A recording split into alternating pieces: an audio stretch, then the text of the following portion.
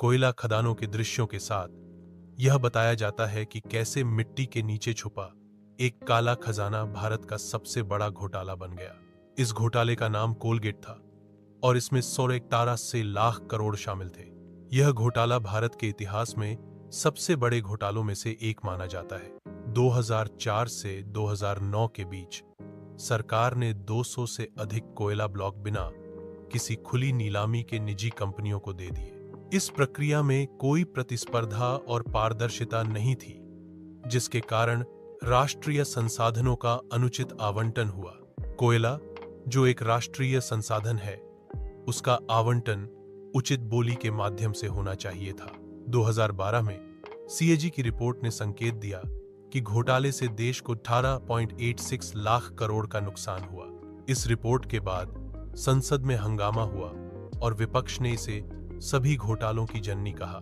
Supreme court ने 214 कोयला block आवंटन रद्द कर दिए, यह कहते हुए कि पूरी प्रक्रिया अवैध थी।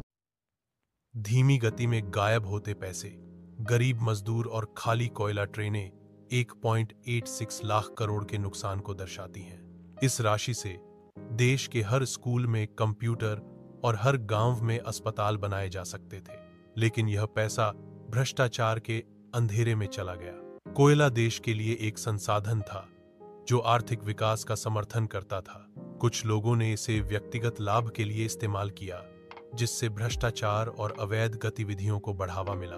कोलगेट भारत का सबसे बड़ा घोटाला था, जिसने देश की अर्थव्यवस्था को नुकसान पहुंचाया। भ्रष्टाचार एक घोटाला नहीं, बल्कि एक कैंसर है जो समाज को अंदर से खोखला कर देता है। हवा कच्ची भावना से कंपन करती है, कोमल संगीत भीड़ में बुना जाता है। प्रत्येक नोट अभी तक सामने आने वाली कहानियों का वादा है। चिंतन के एक पल में सच्चाई की आवाज भावनात्मक धुंध को चीरती है। कोयला देश के लिए एक संसाधन था, लेकिन कुछ लोगों ने इसे व्यक्तिगत लाभ का स्रोत बना दिया। एक सन्नाटा स्थल पर छा जाता है, हर नजर मंच पर टिकी होती है।